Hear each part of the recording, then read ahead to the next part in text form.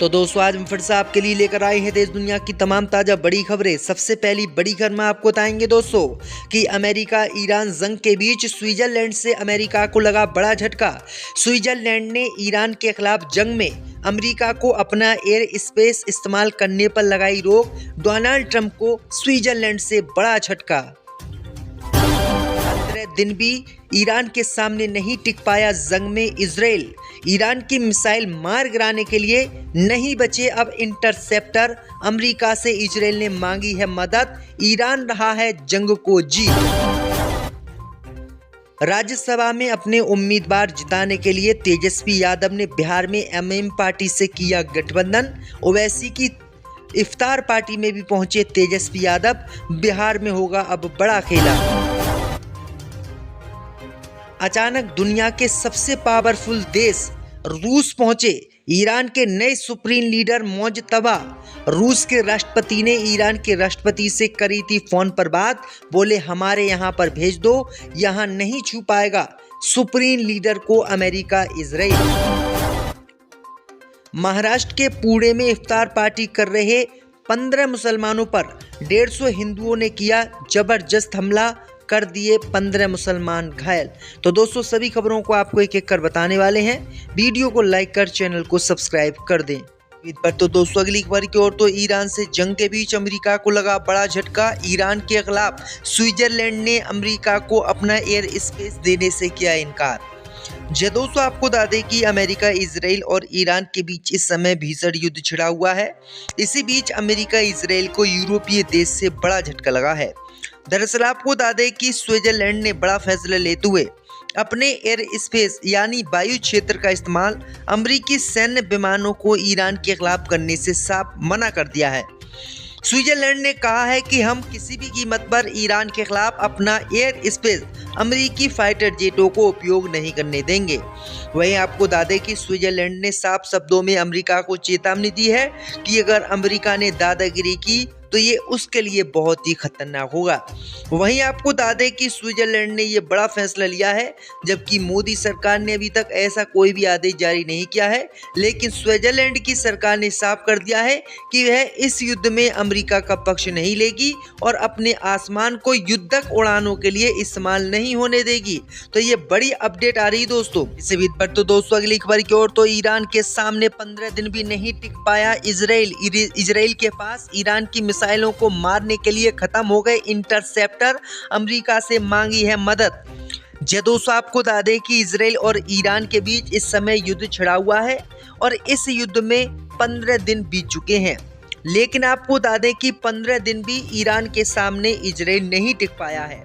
खबर सामने आ रही दोस्तों कि इजराइल के आर्मी अधिकारियों ने अमेरिका से एक बहुत बड़ी मदद मांगी है।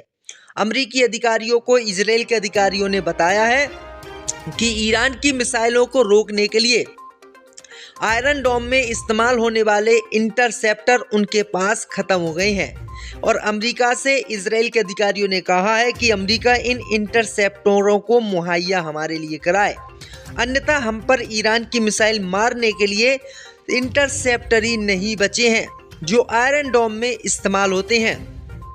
इजराइल ने यह भी बताया है कि बहुत कम संख्या में ही हमारे पास इंटरसेप्टर बचे हैं। 2-4 दिन तक हम और इनका उपयोग कर लेंगे, उसके बाद ईरान की कोई भी मिसाइल मारने के लिए हमारे पास इंटरसेप्टर नहीं है। वहीं आपको बता दें कि इंटरसेप्टर की कमी के कारण ही इजराइल का जो प्रधानमंत्री है नेतन्याहू, वो बंकर में छुप गया है और वो कहीं पर भी मीडिया के सामने नहीं आ रहा है। तो ये बड़ी अपडेट आई दोस्तों कि 15 दिनों की जंग में ही इजराइल बुरी तरीके से ईरान के सामने ध्वस्त हो गया है और ईरान अब इस जंग को जीतता हुआ नजर आ रहा है। इसी बीच पर तो दोस्तों अगली खबर की ओर तो बिहार में हुआ बड़ा उलटफेर। एमआईएम पार्टी की इफ्तार पार्टी में पहुंचे तेजस्वी यादव। दोस्तों आपको बता दें कि एमआईएम के प्रदेश अध्यक्ष व विधायक अख्तरुल ईमान ने सोमवार को राज्यसभा की 5 सीटों के लिए चुनाव में राजद उम्मीदवारों को पार्टी विधायकों के द्वारा समर्थन देने का ऐलान किया और रविवार को अख्तरुल ईमान के सरकारी आवास पर दावते इफ्तार पार्टी आयोजित की गई, जिसमें नेता प्रतिपक्ष तेजस्वी प्रसाद यादव शामिल हुए। सोमवार को होने वाले राज्यसभा चुनाव को लेकर विपक्ष के उम्मीदवार जीत को लेकर इस मुलाकात को महत्वपूर्ण माना जा रहा था। वहीं आपको बता दें कि एमआईएम पार्टी लगातार जो है दोस्तों बिहार चुनाव में भी राजद के साथ गठबंधन की कोशिश करती रही, लेकिन राजद ने गठबंधन नहीं किया। लेकिन दोस्तों राज्यसभा में अपने उम्मीदवार को जिताने के लिए तेजस्वी यादव ने एमआईएम पार्टी से हाथ मिला लिया है और एमआईएम पार्टी की इफ्तार पार्टी में दोस्तों तेजस्वी यादव पहुंच गए हैं। इसे बीच पर तो दोस्तों अगली खबर की ओर तो ईरान जंग में नहीं कूदेगा तुर्की, एर्दोगान ने जंग में शामिल होने से किया इनकार, डोनाल्ड ट्रंप के लिए एक और झटका। दोस्तों आपको बता दें कि अमेरिका ने नाटो देशों से बिना पूछे ही ईरान पर हमला कर दिया और उसे तहस नहस करने की कसम खा ली, लेकिन ईरान मजबूत निकला और ईरान ने उल्टा इन्हीं को ही पेल दिया। अब खबर सामने निकल कर आ रही दोस्तों कि अमेरिका के राष्ट्रपति डोनाल्ड ट्रंप ने अब नाटो देशों से मदद मांगी है, लेकिन नाटो देशों ने अमेरिका की मदद करने से साफ इनकार कर दिया है। नाटो सदस्य तुर्की ने ऐलान किया है कि वह ईरान की जंग में नहीं कूदेगा और अमेरिका को अपना समर्थन नहीं देगा। तुर्की ने कहा है कि हम ईरान के खिलाफ अपने फाइटर जेट, अपने एयर स्पेस को भी इस्तेमाल नहीं अमेरिका को करने देंगे।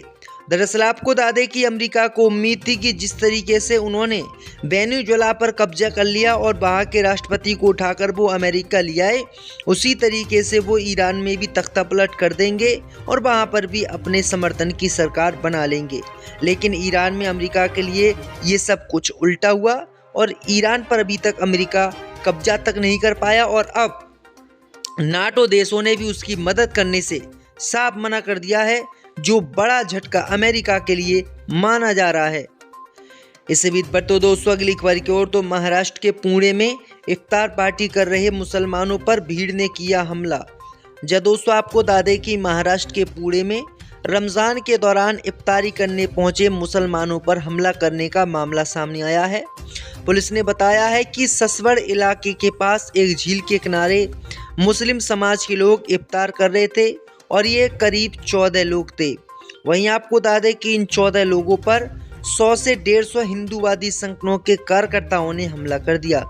इस मामले में पुलिस ने अज्ञात लोग के खिलाफ केस दर्ज कर लिया है और आरोपियों की तलाश जारी है। वहीं आपको बता दें कि 36 वर्ष के फिरोज सैयद ने पुलिस में 14 मार्च को शिकायत दर्ज कराई। तो ये बड़ी अपडेट आई दोस्तों कि किस तरीके से लाठी डंडों पत्थरों से इन रोजेदारों मुसलमानों को इन हिंदूवादियों ने पीटा है। तो ये बड़ी अपडेट आई दोस्तों कि किस तरीके से देश में नफरत बढ़ती जा रही है। इसी बीच पर तो दोस्तों अगली खबर की ओर तो ईरान जंग में आया भयंकर ट्विस्ट, पावरफुल देश रूस पहुंचे मौज तबाह। दोस्तों आपको बता दें कि मिडिल ईस्ट महायुद्ध में एक ऐसी खबर सामने आई है जिसने पूरी दुनिया के जासूसी तंत्र को हिलाकर रख दिया है।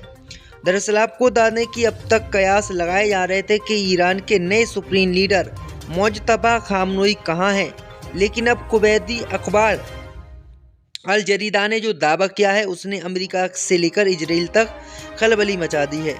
खबर है कि मोजतबा खामनेई अब ईरान में नहीं है, बल्कि रूस की राजधानी वो मास्को में है। दरअसल आपको बता दें कि रूस के राष्ट्रपति व्लादिमीर पुतिन ने खुद ईरान के राष्ट्रपति को फ़ोन करके उनको यहाँ पर बुलाया है। रूस को खतरा था कि कहीं इनकी लोकेशन लीक हो गई तो कहीं अमेरिका इजराइल इनको भी ना मार दें, इसलिए रूस के राष्ट्रपति ने ईरान के राष्ट्रपति को फ़ोन करके कहा कि आप मोजतबा को रूस भेज दो और वो रूस की राजधानी मास्को में रहेंगे, उनकी सिक्योरिटी और बढ़ा दी जाएगी। वहीं आपको बता दें कि इस बात को सुनकर डोनाल्ड ट्रंप और इजराइल के राष्ट्रपति नेतन्याहू की हवा टाइट हो गई है। तो ये बड़ी अपडेट आ रही है दोस्तों। इससे बीच पर तो दोस्तों अगली खबर की ओर तो बिहार में हुआ बड़ा उलटफेर, एमआईएम पार्टी की इफ्तार पार्टी में पहुंचे तेजस्वी यादव। दोस्तों आपको बता दें कि एमआईएम के प्रदेश अध्यक्ष व विधायक अख्तरुल ईमान ने सोमवार को राज्यसभा की 5 सीटों के लिए चुनाव में राजद उम्मीदवारों को पार्टी विधायकों के द्वारा समर्थन देने का ऐलान किया और रविवार को अख्तरुल ईमान के सरकारी आवास पर दावते इफ्तार पार्टी आयोजित की गई, जिसमें नेता प्रतिपक्ष तेजस्वी प्रसाद यादव शामिल हुए।